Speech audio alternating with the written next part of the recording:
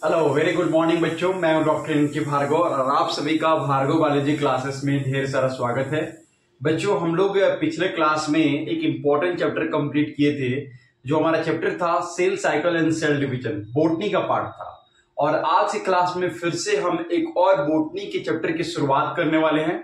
और हमारा चैप्टर बच्चों मोर्फोलॉजी ऑफ फ्लोरिंग प्लांट्स बहुत इंपॉर्टेंट है बच्चों। इसमें बहुत सारे क्वेश्चंस आपके नीट और बोर्ड एग्जामिनेशन में देखने को मिलते हैं, तो आप लास्ट तक वीडियो के साथ बने रहें। सीरीज बाय सीरीज चैप्टर चलते रहेंगे और आपको क्या है कि हमेशा वीडियो को देखते रहना है और इससे रिलेटेड जितने भी क्वेश्चंस आपके क्वेश्चन बैंक में दिए हुए हैं उसको करना है। साथ ही साथ बच्चों आपको एनसीईआरटी पर डे आपको स्टडी करनी है, रीड करनी है।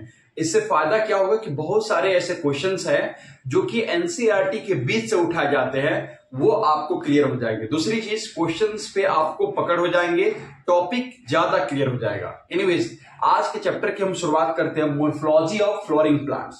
तो सबसे पहले बच्चों हम लोग ये समझते हैं कि मोर्फोलॉजी का मतलब क्या होता है। जी हाँ, यहां पे जो दिया हुआ है मोर्फोलॉजी ऑफ फ्लोरिंग प्लांट्स, तो सबसे पहले समझते हैं कि मोर्फोलॉजी का मतलब क्या होता है। देखिए बच्चों, मोर्फोलॉजी और एनाटॉमी दो शब्द होते हैं। इसका मतलब समझना बहुत जरूरी है क्योंकि अगले चैप्टर में हम लोग सेम चीजें एनाटॉमी शब्द पढ़ेंगे, लेकिन दोनों में अंतर क्या है। मोर्फोलॉजी का मतलब होता है कि किसी भी ऑर्गेनिज्म का जब हम एक्सटर्नल फीचर्स या उसके एक्सटर्नल ऑर्गन्स के बारे में स्टडी करते हैं तो उसे हम लोग मोर्फोलॉजी बोलते हैं। एक दूसरा जिसे बोलते हैं हम लोग एनाटॉमी। तो जब हम किसी प्लांट्स या एनिमल्स के इंटरनल स्ट्रक्चर के बारे में स्टडी करते हैं बच्चों, तो उसे हम लोग बोलते हैं एनाटॉमी। तो आज की क्लास में हम लोग को प्लांट्स के मोर्फोलॉजी के बारे में समझना है, यानी प्लांट्स के एक्सटर्नल फीचर्स के बारे में जानना है। प्लांट्स के जो एक्सटर्नल ऑर्गन्स होते हैं उनके बारे में जानना है। तो प्लांट्स के ऑर्गन कौन कौन से, चलिए समझते हैं और करते हैं चैप्टर की शुरुआत। तो सबसे पहले बच्चों हम लोग समझेंगे कि मोर्फोलॉजी का मतलब क्या होता है। What is the meaning of morphology. Morphology का डेफिनेशन समझेंगे हम लोग। मोर्फोलॉजी का मतलब होता है the study of external features of the plant is called morphology. The study of external features of organs of plant is called morphology. Is called morphology, है ना। मतलब जो आपके प्लांट्स होते हैं उस प्लांट्स के दो तरह के हो गए, एक इंटरनल फीचर्स, दूसरा external features. Internal organ and the external organ. तो जब हम प्लांट्स के एक्सटर्नल ऑर्गन यानी बाहरी ऑर्गन्स के विशिष्ट जो ऑर्गन्स होते हैं उसकी विशिष्टता के बारे में पढ़ते हैं, उनके कितने टाइप्स होते हैं, कौन कौन से पार्ट्स होते हैं, इन सब चीजों के बारे में जब हम स्टडी करते हैं तो उसे हम लोग बोलते हैं बच्चों मोर्फोलॉजी। बात समझ में आगे, कोई दिक्कत। चलिए अब हम समझेंगे कि प्लांट्स के अंदर कौन कौन से ऑर्गन्स होते हैं। प्लांट्स के अंदर ऑर्गन्स कौन कौन से पाए जाते हैं, तो हेडिंग देंगे बच्चों organs of plants. Organs of plants. Plants में कौन कौन से ऑर्गन होते हैं जो एक्सटर्नली पाए जाते हैं, यानी बाहरी रूप से उसे हम देख सकते हैं। तो कौन कौन से ऑर्गन हो सकते हैं बच्चों, आप ही बताइए। Leaf, stem, flower, fruit and the seed. तो ऑर्गन्स कौन कौन हो जाएंगे प्लांट्स में। ऑर्गन्स में हो जाएंगे आपके पहला एक stem, leaf, flower, fruit and seed. ये सारे जो हैं ये प्लांट्स के एक्सटर्नल ऑर्गन है। अच्छा, एक इंपॉर्टेंट चीज रूट्स, वो छूट गया, उसको नोट कर लेंगे। चलिए जल्दी से उसको नोट डाउन करेंगे बच्चों, फिर हम लोग आगे बढ़ते हैं। अब जो एक एक पार्ट्स हैं प्लांट्स के जो एक्सटर्नली पाए जाते हैं, stem, leaf, flower, fruit and seed, इन सारे पार्ट्स के बारे में हम लोग को एक एक करके पढ़ लेना है। बस इस चैप्टर का मेन मोटो जो है यही है कि प्लांट्स के एक्सटर्नली जितने भी ऑर्गेन्स पाए जाते हैं उनकी क्या क्या फीचर्स है, क्या विशेषताएं हैं, उनके बारे में आपको जानना है। कुछ एग्जाम्पल्स है जो आपको समझना है, जानना है, याद करना है। चलिए जल्दी से नोट डाउन करेंगे।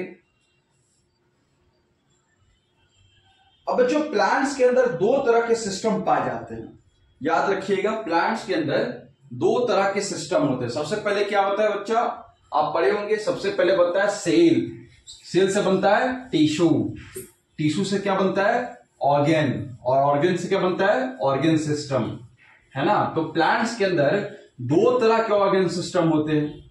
एक पहला जिसे बोलते हैं हम लोग शूट सिस्टम, और दूसरा जिसे हम लोग बोलते हैं बच्चों रूट सिस्टम। ये दो तरह के सिस्टम प्लांट्स के अंदर देखने को मिलते हैं। मान लीजिए कि ये एक प्लांट है, मान लीजिए कि ये एक प्लांट है और ये जो है सॉइल है, सॉइल के नीचे जो है इसका रूट्स है।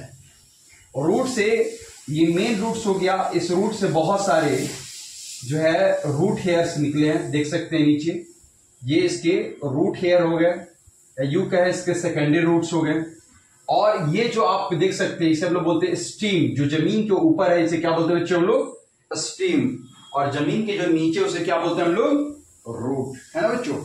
इस स्टीम में क्या पाया जाता है, इस स्टीम में होता है इसके लीफ, इसके पत्ते होंगे पहली चीज, है ना। ये इसके यहां पे देख सकते हैं, ये इसका पत्ता हो गया, लीफ हो गया, है ना। और कहीं कहीं इसमें फ्लावर्स वगैरह भी देखने को मिलते हैं। फ्लावर्स के अलावा क्या हो सकता है, फ्रूट हो सकता है ना। ये सारा चीज जो है इसमें एक लीव्स के अंदर देखने को मिलता है, एक प्लांट्स के अंदर देखने को मिलता है।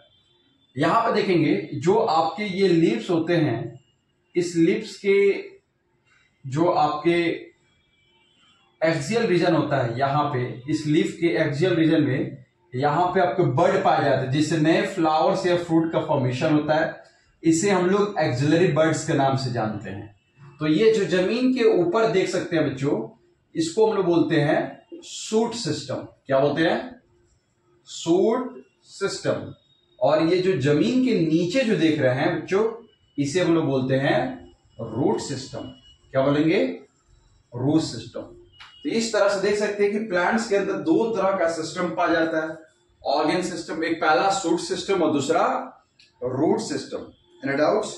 चलिए अब देख सकते हैं यहां पे जो ये आपके स्टेम है, उस स्टेम में आपको नोड्स पाए जाते हैं, है ना। ये गांठ जो होता है बच्चों, इसे हम लोग बोलते हैं नोड्स। और इन दोनों नोड्स के बीच का जो स्पेस है, इसे हम लोग बोलते हैं बच्चों इंटर नोडल रीजन। आपके एनसीईआरटी में इसका फिगर बनाया होगा, आप देख सकते हैं। इन दोनों नोड्स के बीच का जो स्पेस है, इसे बोलते हैं हम लोग इंटर नोडल रीजन। अब देखिए यहां पे नीचे की तरफ में रूट्स है, दो तरह के रूट्स है। एक वह रूट्स जो कि मेन वाटर मिनरल्स की सप्लाई करता है, इसे बोलते हैं हम लोग प्राइमरी रूट्स। और इससे बहुत सारे जो है छोटे छोटे रूट्स निकले रहते हैं बच्चों, जिसे हम लोग बोलते हैं सेकेंडरी रूट्स या रूट हेयर्स। चलिए जल्दी से नोट डाउन करेंगे इसको।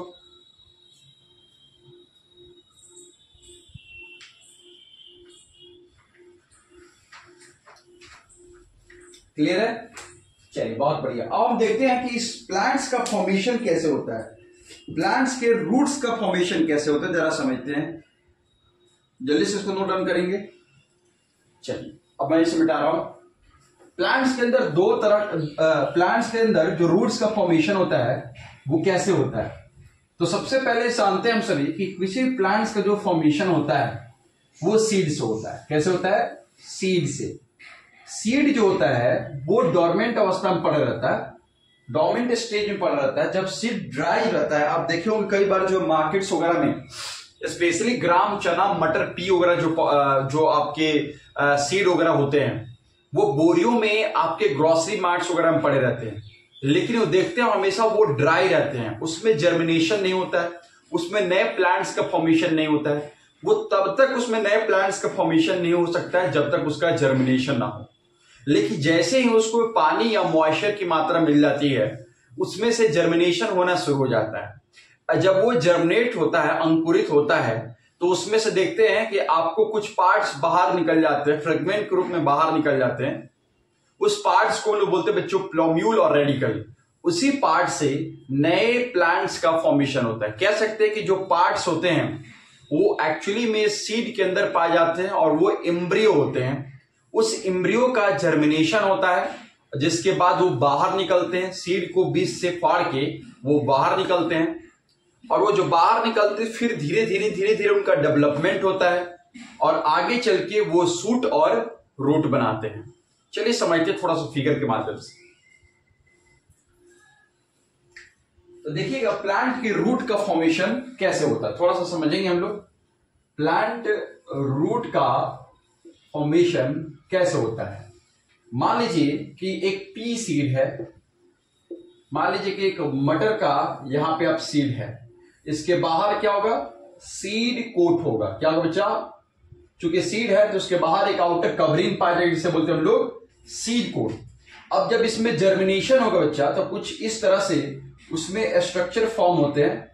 ये आपका एक सीड हो गया, इसका कॉटिलिडॉन्स हो गया, और इसके बाहर एक स्ट्रक्चर फॉर्म होता है कुछ इस तरह से। एक दूसरा इसका स्ट्रक्चर यहां पे नीचे की तरफ में जाएगा, देख सकते हैं यहां पे। तो ये जो पार्ट्स होते हैं बच्चों, ये जो देख रहे हैं, इसे हम लोग बोलते हैं कॉटिलिडॉन्स। क्या बोलते हैं बच्चों, इस वाले पार्ट्स को बोलते हैं कॉटिलिडॉन्स। और उसके बाहर ये सीड कोट हो गया, देख सकते हैं, इसे हम लोग बोलते हैं बच्चों कॉटिलिडॉन्स। ये कॉटिलिडॉन्स जो होते हैं, जो एम्ब्रियो ग्रोथ कर रहा होता है उसको न्यूट्रिशन करेंगे, नॉरिशमेंट करेंगे, नहीं उसको एनर्जी देंगे। जो कह सकते हैं कि ये कॉटिलिडॉन्स जो होते हैं ये फूड को स्टोर करके रखते हैं, और जो ग्रोइंग एम्ब्रियो होते हैं उसको न्यूट्रिशन की सप्लाई करेंगे। एंड अब ओके, वेरी गुड। अब जब इसमें जर्मिनेशन होगा बच्चों तो ऊपर की तरफ में एक पार्ट्स निकलते हैं, इसे बोलते हैं हम लोग प्लोम्यूल। क्या बोलेंगे, प्लोम्यूल। ओके, ये आगे चल के बच्चा फ्यूचर में ये सूट बनाता है। क्या बनाता है बच्चों, सूट, जो जमीन के ऊपर होता है, इसे हम लोग फ्यूचर सूट बोलेंगे। और जो नीचे की तरफ में देख रहे हैं इसे हम लोग बोलते हैं बच्चों रेडिकल। ये आगे चल के फ्यूचर में रूट बनाएगा। क्या बनाएगा बच्चों, रूट। तो प्लोम्यूल को हम लोग फ्यूचर सूट भी बोल सकते हैं, रेडिकल को फ्यूचर रूट बोल सकते हैं। ये कॉटिलिडॉन वाला पार्ट है जो फूड स्टोरेज करने काम करता है, ग्रोइंग एम्ब्रियो को नॉरिश करता है। Okay, very good. यहां पे देख सकते हैं, इसे हम लोग बोलते हैं एम्ब्रियोनल एक्सिस। क्या बोलते हैं बच्चों, एम्ब्रियोनल एक्सिस। इस वाले रीजन को जो प्लोम्यूल के जस्ट नीचे होते हैं इसे बोलते हैं एपिकोटाइल। क्या बोलेंगे बच्चों, एपिकोटाइल। जहां से प्लोम्यूल बाहर निकलता है, कॉटिलिडॉन्स के जस्ट ऊपर वाले रीजन क्या बोलेंगे, एपिकोटाइल। इस नीचे वाले रीजन को बोलते हैं हम लोग हाइपोकोटाइल। क्या बोलेंगे, हाइपोकोटाइल। ये जो स्ट्रक्चर हो गया बच्चों, ये एम्ब्रियो का स्ट्रक्चर हो गया, और इसी से आगे चल के आपको क्या बनता है, नए प्लांट्स का फॉर्मेशन होता है। कोई दिक्कत, इसी से नए प्लांट्स बनेंगे। याद रखेंगे, तो याद रखेंगे एम्ब्रियो कौन कौन से पार्ट्स होते हैं, प्लोम्यूल, रेडिकल, कॉटिलिडॉन्स। कोई दिक्कत, चलिए पी सीड है, जर्मिनेट किया तो इसमें से क्या निकला, इसका एम्ब्रियो बाहर निकला। जब इसको जमीन के अंदर गाड़ेंगे तो इसमें से प्लोम्यूल निकलेगा जो आगे चल के सूट बनाएगा, और नीचे की तरफ में जाएगा जमीन के अंदर रेडिकल जो आगे चल के आपका रूट बनाएगा। ठीक है, और ये जो कॉटिलिडॉन्स है, ये कॉटिलिडॉन्स इसको फूड की सप्लाई करेगा, एनर्जी देगा, नॉरिश करेगा। वेरी गुड, चलिए जल्दी से इसको नोट डाउन करेंगे बच्चों। अगर आपकी कोई डाउट से क्यूरी रह जाती है तो आप कमेंट सेक्शन में कमेंट कर सकते हैं। नेक्स्ट क्लास में हम इसको और डिटेल्स करने की कोशिश करेंगे। अब हम जानेंगे बच्चों रूट्स कितने तरह के होते हैं, इसको मिटाते हैं। अब जानते हैं बच्चों अब रूट्स कितने तरह के देखने को मिलते हैं। ठीक है, रूट्स का फॉर्मेशन कैसे होता है। अभी आप लोगों ने देखा कि रूट्स का जो फॉर्मेशन होता है वह एम्ब्रियो के रेडिकल वाले पार्ट से होते हैं। किससे होते हैं, रेडिकल वाला पार्ट से। जब एम्ब्रियो सीड का जर्मिनेशन होता है तो उसमें से एम्ब्रियो निकलता है, और उस एम्ब्रियो से आपको रेडिकल निकलता है, और रेडिकल से आपका रूट का फॉर्मेशन होता है। तो रूट जो होता है बच्चों, ये दो तरह के देखने को मिलते हैं। एक पहला जिससे बोलते हैं हम लोग ट्रू रूट्स, और दूसरा जिसे हम लोग बोलते हैं बच्चों एडवेंटिनियस रूट। एडवेंटिनियस रूट, एडवेंटिनियस रूट्स को हम लोग फॉल्स रूट के नाम से भी जानते हैं। अब देखिए बच्चों ट्रू रूट्स क्या होता है। वैसे रूट, अभी हम देखिए ये आपका एक नॉर्मल स्ट्रक्चर होता है एम्ब्रियो का, ये स्ट्रक्चर होता है आपका एम्ब्रियो का कुछ इस तरह से। अब देखिए क्या हो रहा है, जिस रूट का फॉर्मेशन, ये आपको ये हो गया रेडिकल और ये होता है आपका प्लॉम्यूल। तो हम लोग प्लॉम्यूल के बारे में बात नहीं करेंगे क्योंकि ये सूट का फॉर्मेशन कराता है। ऑफकोर्स हम लोग किस बारे में बात करेंगे, रेडिकल के बारे में बात करेंगे, क्योंकि ये आगे चल के क्या बनाता है बच्चों, रूट बनाता है। तो जिस भी रूट का फॉर्मेशन रेडिकल से होता है, किससे होता है, रेडिकल से होता है, उससे हम लोग बोलते हैं ट्रू रूट्स। क्या बोलेंगे बच्चों, ट्रू रूट्स। और जिस भी रूट्स का फॉर्मेशन रेडिकल वाले पार्ट से ना होके किसी अनदर पार्ट से होता है तो उसे हम लोग क्या बोलेंगे, एडवेंटिनियस रूट्स। सिंपल सी बात है, इजी है।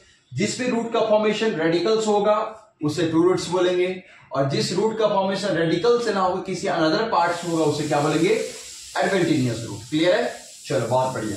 थोड़ा सा इसके बारे में हम लोग लिख लेते हैं, ट्रू रूट्स और एडवेंटिनियस रूट्स में क्या डिफरेंस है।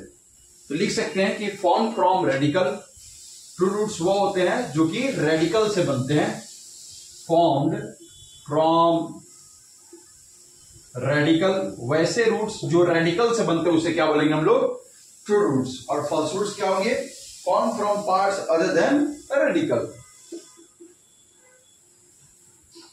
From part other than radical, जो रेडिकल के अलावा किसी अनदर पार्ट से रूट का फॉर्मेशन होता है। मान लीजिए स्टेम से ही निकल गया या रेडिकल से ही एक दूसरा ब्रांच निकल गया तो उसे क्या बोलेंगे हम लोग बच्चों, एडवेंटिनियस रूट्स। इन डाउट, चलो जल्दी से इसको नोट डाउन करेंगे। टाइप्स ऑफ रूट्स, दो तरह के रूट्स हो गए, ट्रू रूट्स और एडवेंटिनियस रूट्स। जो रेडिकल से बनेंगे उसे ट्रू रूट्स, और जो आपके रेडिकल के अलावा किसी अनदर पार्ट से बनेंगे उसे क्या बोलेंगे, एडवेंटिनियस रूट्स। ठीक, चल हम पढ़ेंगे। देखिए आपके प्लांट्स जो होते हैं बच्चों, ये दो तरह के देखने को मिलता है। एक पहला प्लांट्स जो कि फ्लोरिंग होता है, जिसमें फ्रूट एंड फ्लावर का फॉर्मेशन होता है, वैसे प्लांट्स को हम लोग बोलते हैं एंजियोस्पर्म। क्या बोलते हैं बच्चों, एंजियोस्पर्म। वैसे प्लांट्स जिसके अंदर फ्रूट एंड फ्लावर का फॉर्मेशन होता है उसे हम लोग बोलते हैं एंजियोस्पर्म। एंजियोस्पर्म जो होते हैं वो दो तरह के होते हैं, एक को बोलते हैं डाइकॉट और दूसरे को बोलते हैं मोनोकॉट। अब देखिए यहाँ पे जो फ्लोरिंग प्लांट होते हैं, यानी वैसे प्लांट जिसके अंदर फ्लावर एंड फ्रूट का फॉर्मेशन होता है उसे क्या बोलते हैं हम लोग, एंजियोस्पर्म। क्या बोलेंगे, एंजियोस्पर्म्स। यानी फ्लोरिंग प्लांट्स को कुल मिलाकर हम लोग क्या बोलेंगे बच्चों, एंजियोस्पर्म। तो दो तरह के एंजियोस्पर्म देखने को मिलते हैं, एक को बोलते हैं आपके डाइकॉट प्लांट और दूसरे को बोलते हैं मोनोकॉट प्लांट। एक हो गया आपका पहला डाइकॉट और दूसरा हो गया बच्चों मोनोकॉट।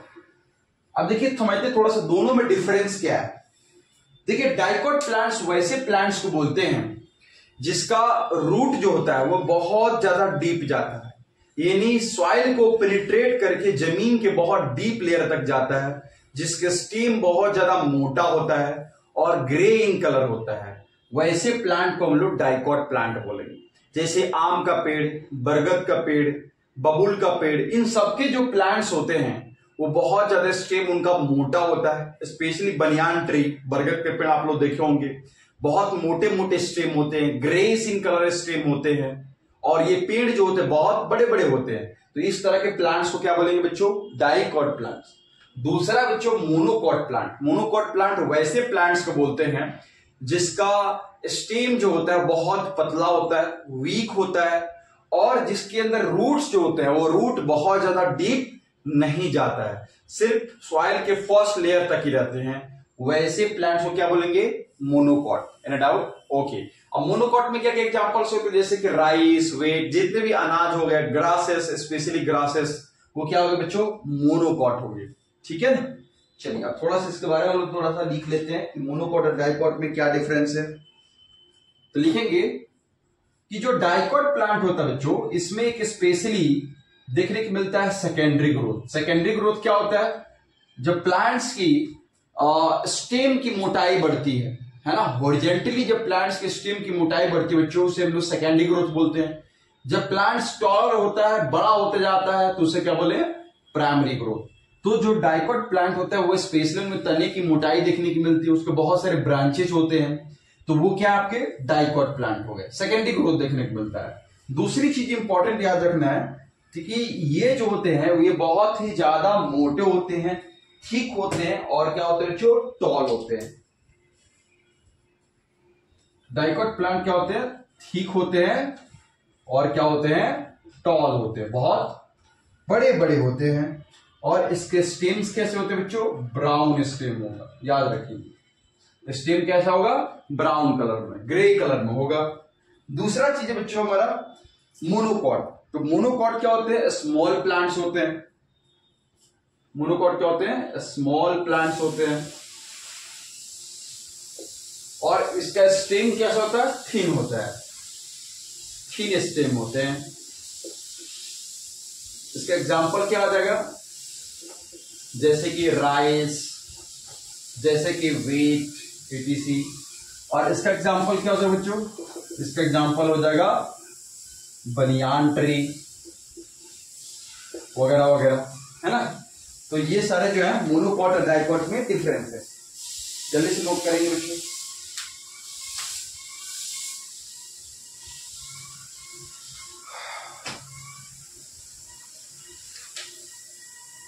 चलिए अब हम पढ़ेंगे टाइप ऑफ रूट सिस्टम। अभी हम लोग पढ़े रूट कितने तरह के होते हैं? दो तरह के होते हैं। एक को बोलते हैं हम लोग ट्रू रूट्स, दूसरे को बोलते हैं एडवेंटिनियस रूट्स। अब हम पढ़ेंगे रूट सिस्टम कितने तरह के होते हैं। तो प्लांट्स के अंदर बच्चों दो तरह के रूट सिस्टम देखने को मिलता है। एक को बोलते हैं हम लोग टैप रूट सिस्टम, और दूसरा जो होता है बच्चों जिसे बोलते हैं हम लोग फाइबरस रूट सिस्टम। दो तरह के रूट सिस्टम होगा, एक पहला टैप रूट और दूसरा फाइबरस रूट सिस्टम। ठीक है, चल हेड देंगे types of root system. Types of root system head देंगे बच्चों टाइप्स ऑफ रूट सिस्टम। दो तरह का रूट सिस्टम देखने को मिलता है।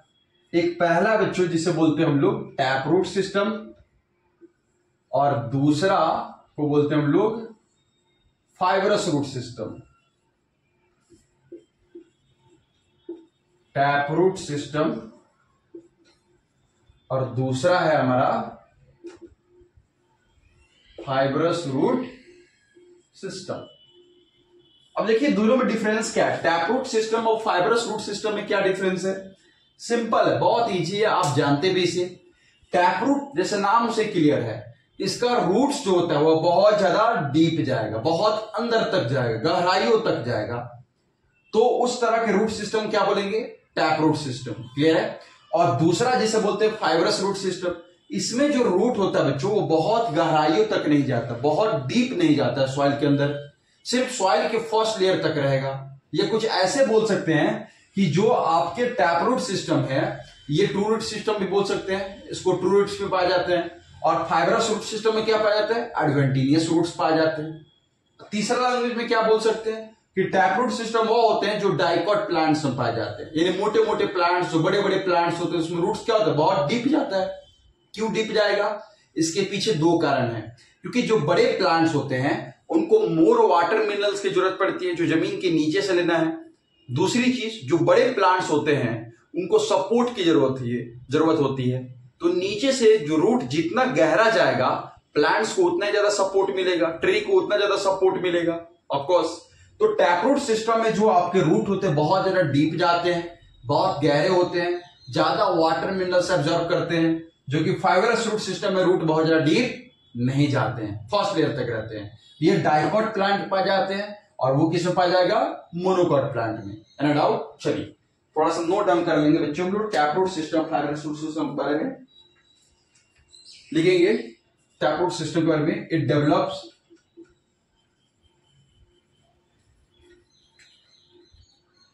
फ्रॉम द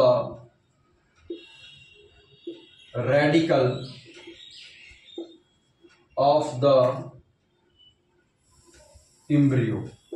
ये क्या होते हैं? एम्ब्रियो का जो रेडिकल होता है, जस्ट आपको बताएं, इसे हम लोग क्या बोलते हैं बच्चों? इसे हम लोग बोलते हैं रेडिकल। तो जो एम्ब्रियो का रेडिकल वाला पार्ट होता है, इस वाले पार्ट से क्या बनता है? Taproot system. यही नीचे जब जाएगा जमीन के अंदर बहुत गहराई तक तो टैपरूट सिस्टम बनाएगा। सिंपल सी बात है ना? तो ये रेडिकल से बनता है। दूसरी चीज, penetrates deep in the soil. ये जमीन की बहुत गहराइयों तक जाएगा, डीप इन द सॉइल, ये जमीन के बहुत नीचे तक जाएगा और absorb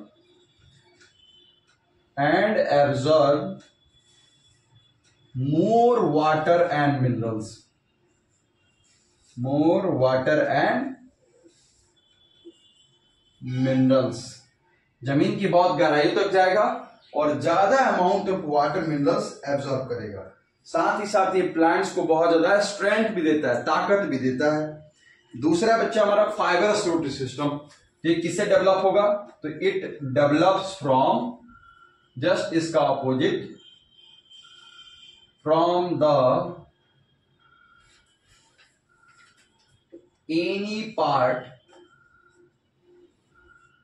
of the plant other than radical. Radical के अलावा ये प्लांट्स के किसी भी पार्ट से, स्टेम से भी डेवलप हो सकता है, किसी भी पार्ट से डेवलप हो जाएगा। तो उसे क्या बोलेंगे बच्चों? Fibrous root system. इसे हम लोग एडवेंटिनियस रूट्स भी बोलते हैं, also known as adventitious root system. इसको हम लोग एडवेंटिनियस रूट सिस्टम के नाम से भी जानते हैं। चलिए जल्दी से उसको नोट डाउन करेंगे। बहुत सिंपल है, tap root system, fibrous root system.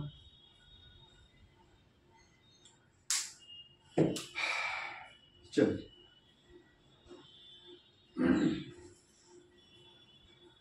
समझ आ गया? तो tap root system, fibre system क्या डिफरेंस कर रहा है कि जो रेडिकल से बनेगा, इस वाले पार्ट से बनेगा, उससे हम लोग टैप रूट बोलेंगे। दूसरी चीज, ये सॉइल को बहुत पेनिट्रेट करेगा, नीचे जाएगा और ज्यादा संख्या में वाटर मिनरल्स अब्जॉर्ब करेगा। दूसरा, फाइबर सिस्टम में क्या कर रहा है कि ये जो है रेडिकल के अलावा प्लांट्स के किसी भी पार्ट से डेवलप हो सकता है। इसको हम लोग एडवेंटिनियस रूट सिस्टम के नाम से भी जानते हैं। जल्दी से स्क्रीनशॉट ले लेंगे बच्चों। थोड़ा सा हम लोग फिगर बना के समझ लेते हैं कि दोनों दिखाई कैसे पड़ते हैं। टैप रूट सिस्टम और फाइबरस रूट सिस्टम में डिफरेंस क्या है। चल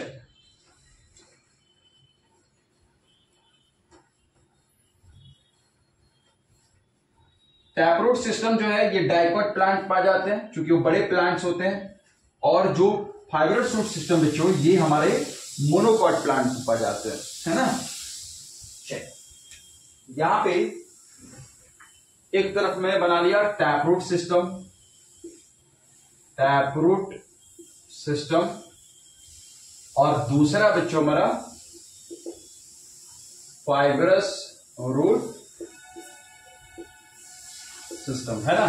तो टैप रूट सिस्टम में जो प्लांट्स होते हैं वो क्या होते हैं, जो ट्री बड़े बड़े होते हैं। प्लांट्स क्या होते हैं बच्चों, इसमें बड़े बड़े होते हैं, काफी मोटे मोटे प्लांट्स होते हैं, जमीन के बहुत नीचे इनका रूट जाता है। जबकि फाइबरस रूट सिस्टम में जो प्लांट्स होते हैं बच्चों, ये बहुत क्या होते हैं, छोटे होते हैं, जमीन के फर्स्ट लेयर तक ही इनका रूट जाता है ना बच्चों। तो इस तरह के जो प्लांट्स देखने को मिलते हैं, ये किस में देखने को मिलते हैं, टैप रूट सिस्टम में। ये मेन रूट्स हो गया। ये जो निकल रहा है बच्चों, ये आपके रेडिकल से निकला, इसे बोलते हैं हम लोग प्राइमरी रूट। और इससे बहुत सारा सेकेंडरी रूट्स निकलते हैं, और सेकेंडरी रूट से रूट हेयर निकलते हैं, जो जमीन के सॉइल के पार्टिकल्स के बीच में जाते हैं और उसमें वाटर एंड मिनरल्स को एब्जॉर्ब करते हैं। इस तरह के रूट को क्या बोलते हैं बच्चों हम लोग, टैप रूट सिस्टम। देख सकते हैं यहाँ पे रेडिकल वाला पार्ट से इसका फॉर्मेशन, ये जमीन का फर्स्ट लेयर है, इसके नीचे डीप जा रहे हैं। जबकि फाइबरस रूट सिस्टम में देख सकते हैं कि यहां जो आपके प्लांट्स होते हैं बच्चों, ये सॉइल के फर्स्ट लेयर तक ही पाए जाते हैं, जमीन के बहुत नीचे तक इनका रूट्स नहीं पाया जाता है ना। तो इस तरह के रूट सिस्टम को क्या बोलते हैं बच्चों हम लोग? Fibrous root system. क्लियर है? ये देखिए, इसमें ट्रू रूट्स नहीं होते बल्कि इसमें होते हैं एडवेंटिनियस रूट्स। ये आपके एडवेंटिनियस रूट्स हो गए। तो इस तरह के रूट सिस्टम क्या बोलते हैं हम लोग? Fibrous root system. और इस तरह का रूट सिस्टम क्या बोलेंगे बच्चों? Tap root system. क्लियर है? चलिए जल्दी से इसको नोट डाउन करेंगे। लास्ट टॉपिक है बच्चों रूट से संबंधित रीजन्स ऑफ रूट। ये आज क्लास में कंप्लीट करेंगे, फिर नेक्स्ट क्लास में हम लोग मॉडिफिकेशन ऑफ रूट्स के बारे में पढ़ेंगे। चलिए जल्दी से उसको नोट डाउन करेंगे। एक लास्ट टॉपिक है, रूट से कंप्लीट करेंगे इसको हम लोग। क्लियर है? समझ में आ गया? दो तरह के रूट सिस्टम, टैप रूट और fibrous root. Tap root system to root system को बोलते हैं और फाइब्रस रूट सिस्टम को एडवेंटिनियस रूट बोलते हैं। ये डाइकॉट प्लांट में होते हैं और ये मोनोकॉट प्लांट में होते हैं। चलिए बहुत बढ़िया। अब पढ़ेंगे बच्चों हम लोग, इंपॉर्टेंट है रीजन्स ऑफ रूट। रूट के कौन कौन से रीजन्स होते हैं? रूट के अलग अलग पार्ट्स होते हैं, ये अपने को याद रखेंगे।